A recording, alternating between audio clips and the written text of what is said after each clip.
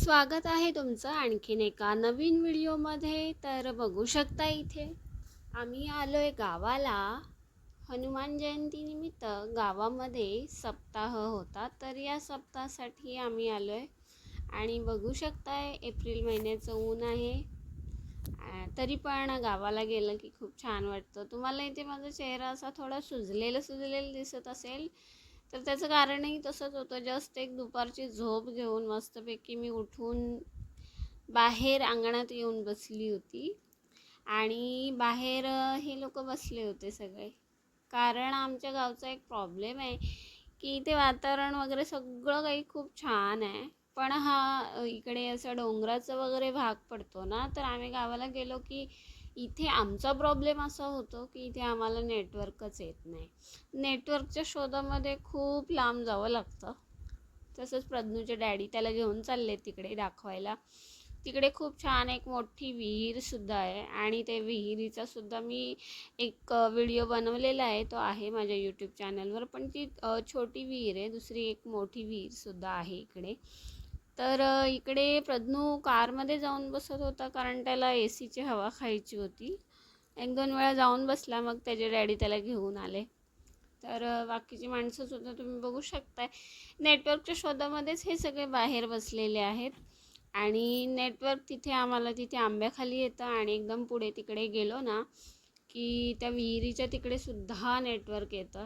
इकडे बाजूला तुम्ही बघू शकताय त्या लाकडांचा कपडे वाळण्यासाठी कसा छान उपयोग केला गेलेला आहे। आणि इथे आहे माझा प्रज्ञू, त्याला इकडे खूप आवडतं। पण एकच गोष्ट त्यालाही नाही आवडत, त्यालासुद्धा त्याचं यूट्यूब बघायला भेटत नाही, कारण त्याला तिकडे नेटवर्क मिळत नाही। आणि मग तो इकडे खूप छान मस्त तो फिरतो सगळीकडे, आणि त्याला आवडतं। त्याचे डॅडी त्याचे आजोबा त्याला घेऊन जातात फिरायला, आणि आवडतं त्याला एकूणच। तर आता सुट्ट्या पण मे महिन्याच्या सुट्ट्या पडल्या की आम्ही दरवर्षी येतो गावाला। तर सप्ताहासाठी आम्ही आलो होतो। तर बाजूला जे फणसाचं झाड आहे ना, तिथनं 1-2 फणससुद्धा काढला, एक फणस काढला होता, पण तो होता फणस कच्चा।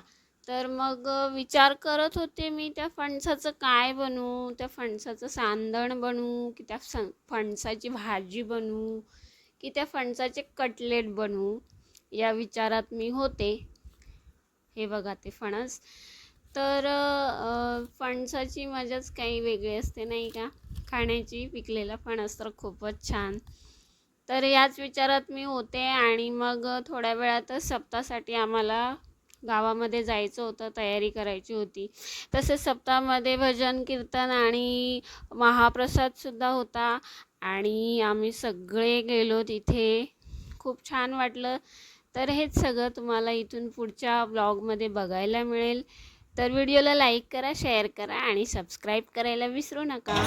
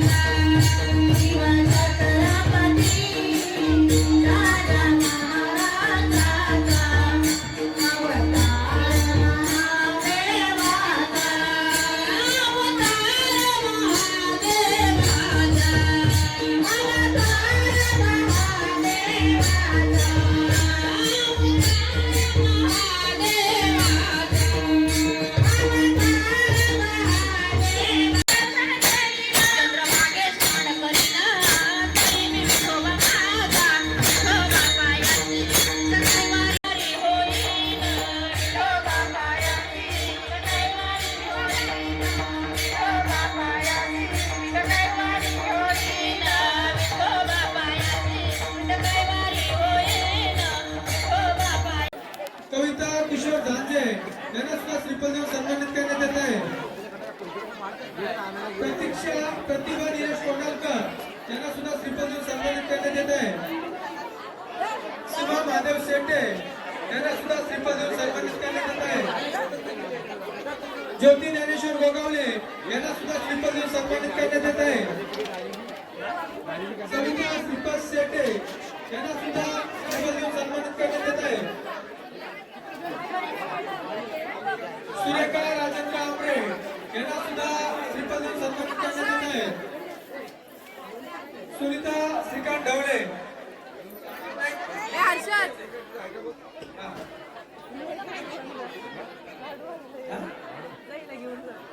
सुनीता श्रीकांत ढवळे